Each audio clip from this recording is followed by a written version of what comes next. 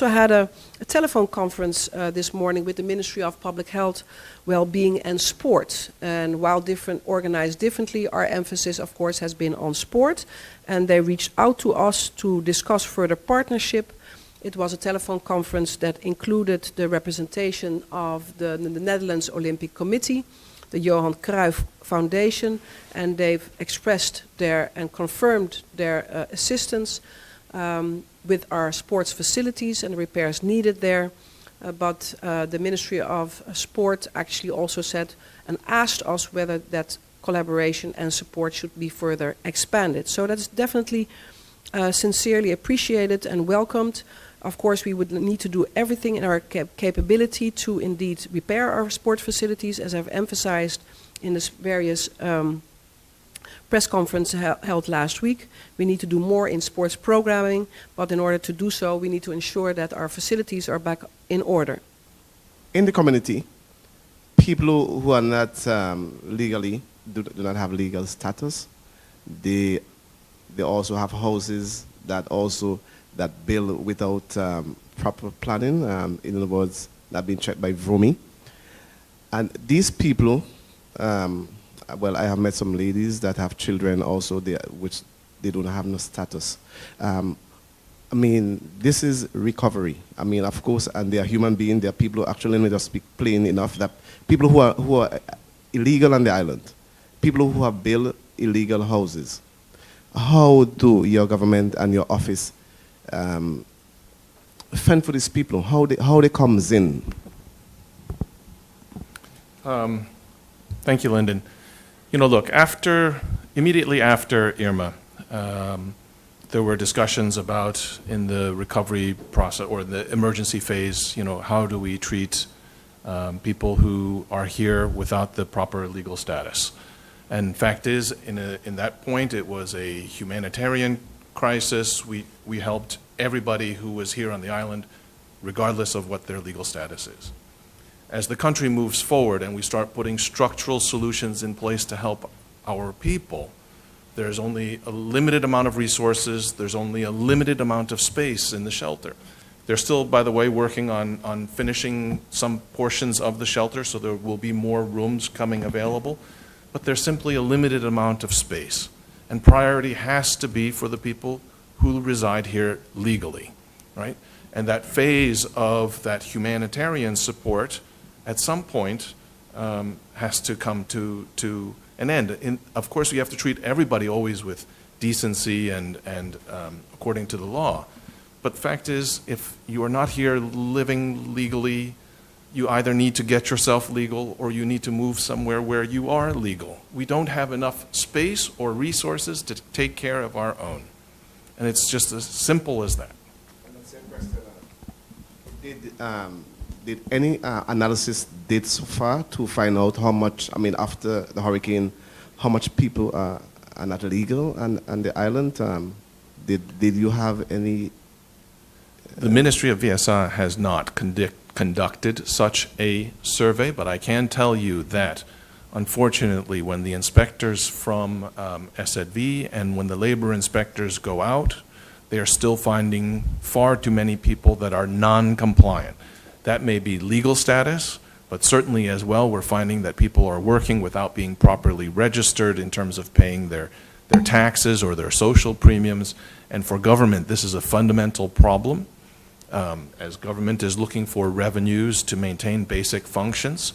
So, and this is a point that I've always stressed even prior to Irma, that the level of compliance in our country needs drastic improvement, and I think that situation has only deteriorated since Irma. And unfortunately, it is a multi-ministerial problem. In other words, when SZV goes out or when labor inspectors go out, they don't have the authority to apprehend or deport people. They only have within the ministries certain authorities, unfortunately. And I think that's one of the things as government moves forward we need to look at. Complying with the law needs to be the path of least resistance.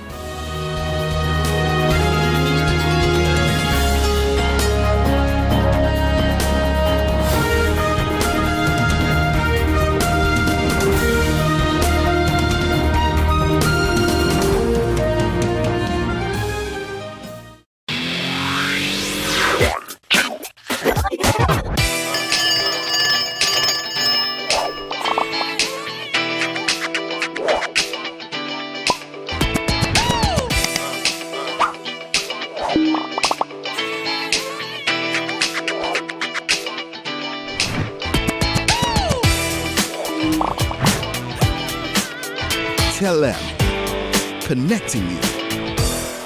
GEBE has been faithfully serving the communities of St. Martin, powering your home and our economy. Come rain or shine, our qualified team of professionals are working hard 24 hours a day to provide you and your family with safe, reliable electricity and water. We use the latest technologies and test our products daily to maintain the highest international standards. Our friendly staff is always there to assist you, whether in person, over the phone, or online.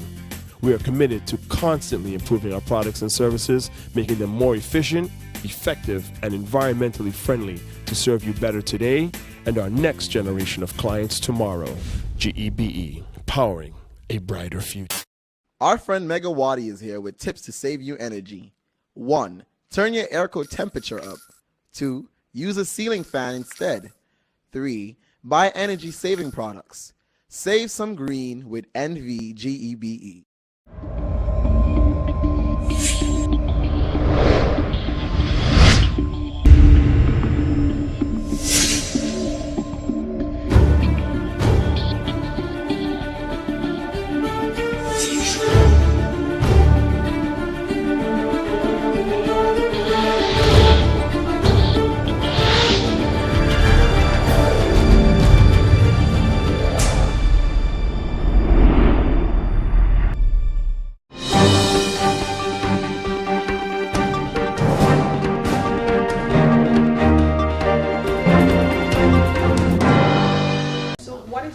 Financial status right now?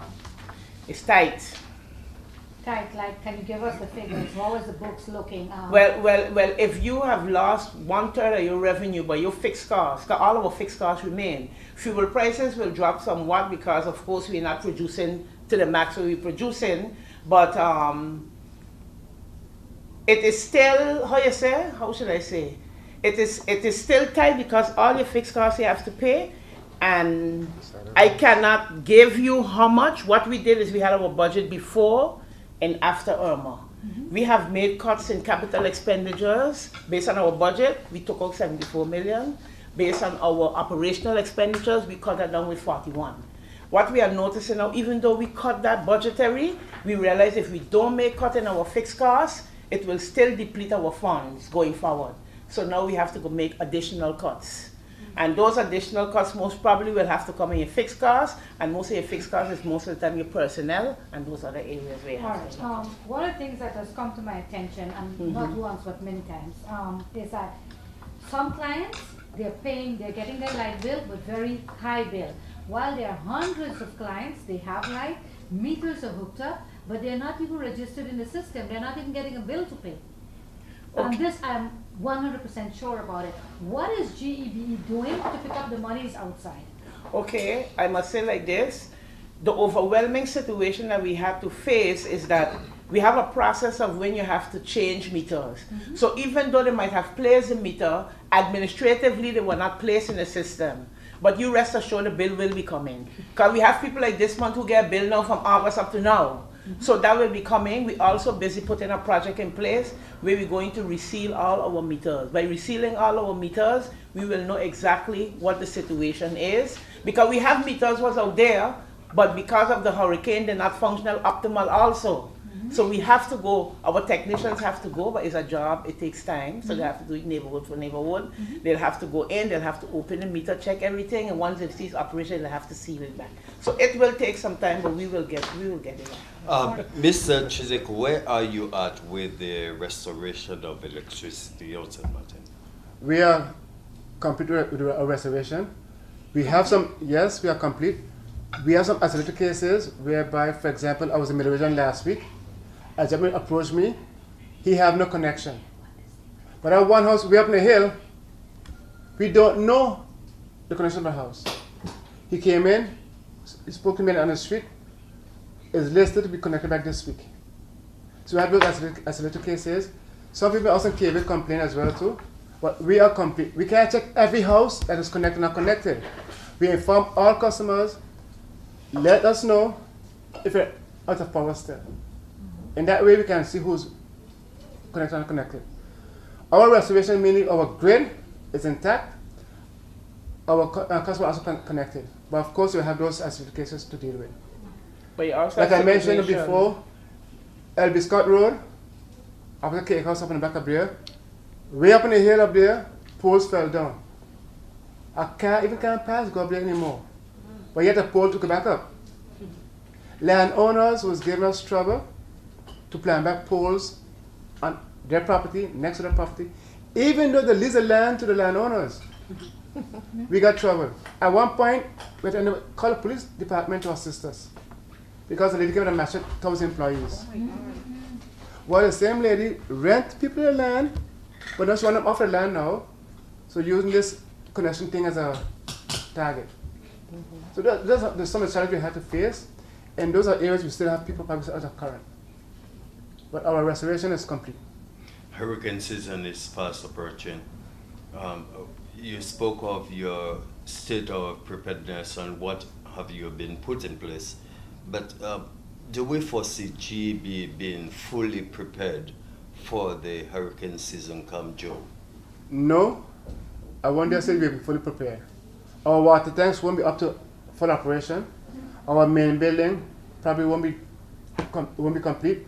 Our power plant buildings won't be fully repaired either. So not won't be fully restored and prepared for next hurricane season. But we're going to take whatever measures we can take to safeguard what we have still going forward. I don't think there's much institutions that are fully restored between now and next hurricane season. I mean, I'm also a resident, I look around as well, and you can see for yourself. There's a lot to be done still. Even getting materials to the island is still a challenge because our bills in the power plant, for example, came from Europe. We also pending that shipment to come over to the island still, plus installation, so we won't be fully ready between now and then. It's about 3 months from now, no. All right, Mr. Chidek, and anyone else can answer. There is a situation going on with the employees, which you commended for the work they've done and their dedication towards work post-Irma. But you have a situation where their AOV, management is trying to seize the payment of AOV because of probably your financial status. The union has been very vocal about this. What is it that the GEB is doing legally or illegally? How long has GEB been paying the AOV fully for the employees? Based on my information, it's over 30 years. And did you guys seek legal advice as to trying to either scale back or cut the AOV? And if I may add to that, maybe you can address the Christmas bonus as well for workers. Okay, GB as a company is a company that we have two CLA, we have two unions in the company. Definitely, as a managing board, our responsibility is to ensure the sustainability and the viability of the company, GB. And there are times, as hard as it may seem, that you do have to take measures. When we do our calculations, we have to see where we have to cut. But automatically, when you say you're going to make cuts, because we know they have unions, it has to be coming from both sides. So this is something we have been discussing with the unions, that we have to make cuts to ensure that GB can remain. GB is having a liquidity issue. We have to deal with the situation. I mean, everyone can see what has been going on, and we need cash. If you don't have cash, you can have all the contracts or all the rules you have. If you don't have money, how are you going to pay? We cannot sit here as directors and let this company go under. So we have been speaking to the employees, letting them know how the financial situation is, that certain things have to be to take place for us to be able to continue, and we ask them that to make this sacrifice so that we can be in this together, so that after this is all over, all of us are still here. It is a fact that if we don't take measures, by next year none of us won't be here. Our liquidity will be out. So we have to do what we have to do to ensure that we can move forward. So it will mean either all of us sacrifice together, or the company will have to say, well, that half will remain working and these here will remain working. It's a conscious decision we have to make. We are not pushing anything down people's throat, because if you're pushing it down, you won't have meetings, you won't have negotiation with union. This is something, it's an ongoing thing. Since last year, we had conversations with the union, and we are still busy with them. But something has to happen.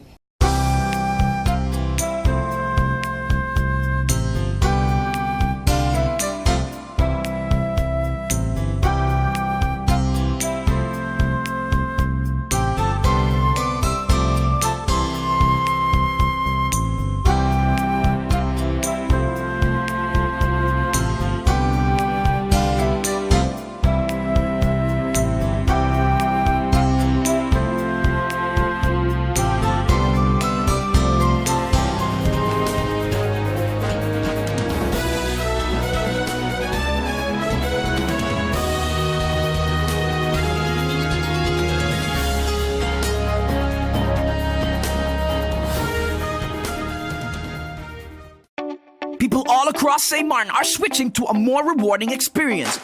The WIB MasterCard Fun Miles credit card, better known as My Card. Earn 1 Fun Mile for every $2 spent, even abroad and online. This will quickly get you a ton of Fun Miles to redeem for travel, shopping, food, fuel, and much more. But there's more to My Card. Worldwide acceptance, an EMV chip for extra security, and 250 free Fun Miles with first use.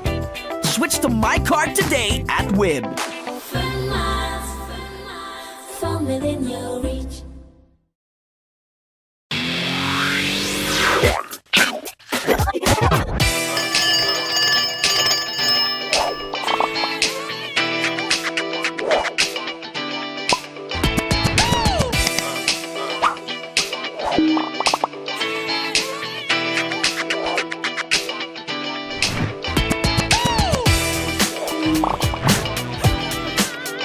Tell them, connecting you.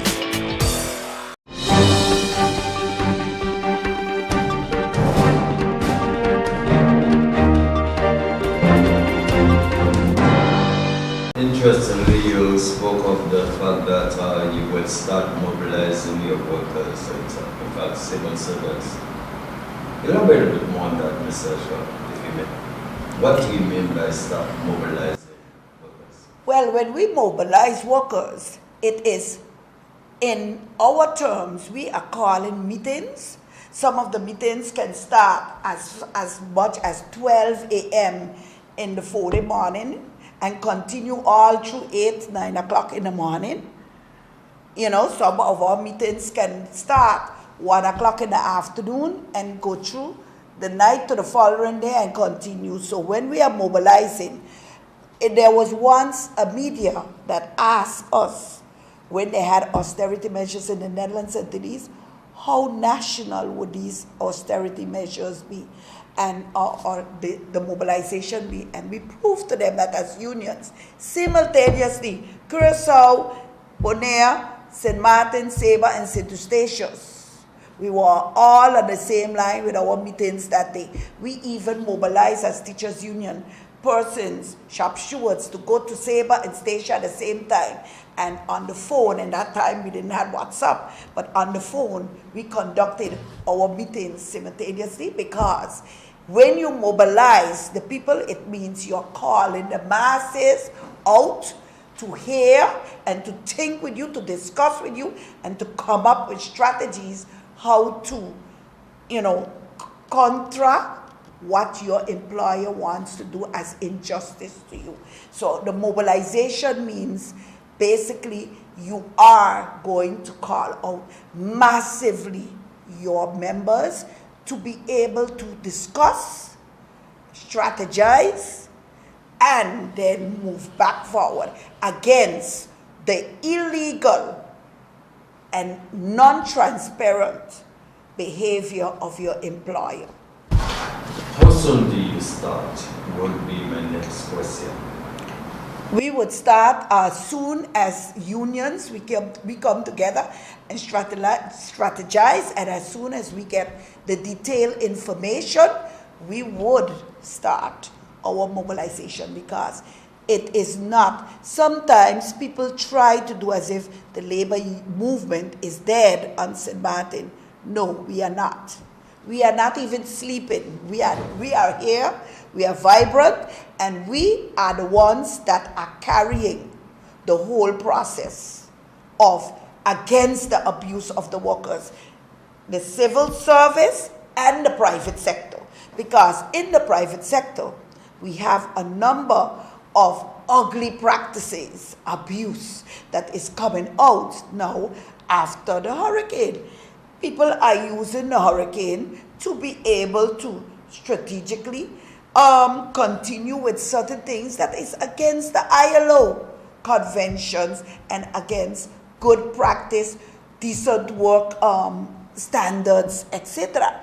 So if the private sector can get the reaction from their unions, the public sector's turn now is here.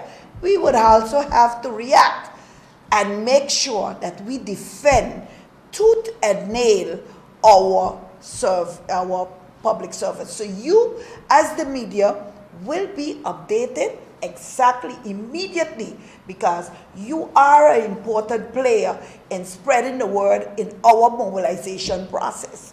We will not leave you out of this process. There's nothing of secrecy. When every card is on the table, it is our rights to inform and educate our members and to get the reactions back from our members. This thing about pushing things down people's throat, we are in a century where the most and key and fundamental rights of trade unions are social dialogue. Then how could we have people in the private sector, investors, because they have a little more money than the workers, but the workers are the ones that are providing the source and their labor for them to be able to make money.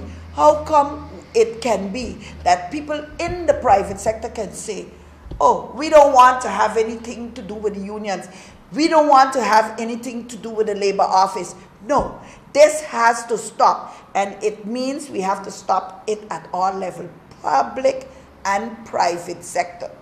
It is something that in the private sector, in the let's say in the different companies, they have a CLA. That CLA has to be respected. In the CLA has allowances, certain allowances, not because Irma blow. No, all those allowances has to be respected. The fact that people are entitled to breaks, after 4 hours you're entitled to breaks. Occupational health and safety issues, the area for you to eat, lockers, in the case of casinos, lockers has to be provided. If you as a business person, as a business decide to reopen, you have to go through the checklist to make sure that things are comfortable for your workers. You need to have an area where they can eat. You need to have an area where they can store their things. The lockers have to be put in a safe area. And you also need to observe their allowances, like Christmas bonus, their meal allowance, their $5 allowance that they would get. These are allowances that has to be observed, or else you have to consult with the union. You cannot, and this is what has been happening. The employers reduce the work week without no consultation with the workers, nor with the employers. The workers' representatives, the unions, sorry. They reduce unilaterally work weeks. Some of the CLA has that in case of anything you can reduce to 4 days. Some have gone on to reduce to 3 days unilaterally without any consultations. And this modus operandi is now being copied by the government. They have to lead by example.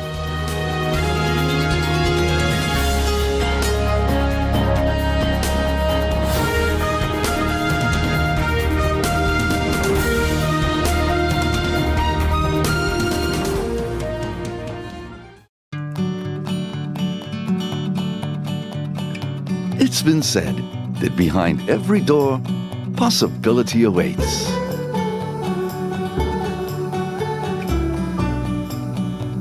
How much possibility depends on which door you open first. Every day, we help our customers discover the possibilities in their lives. It all starts with a conversation. Scotiabank. Discover what's possible.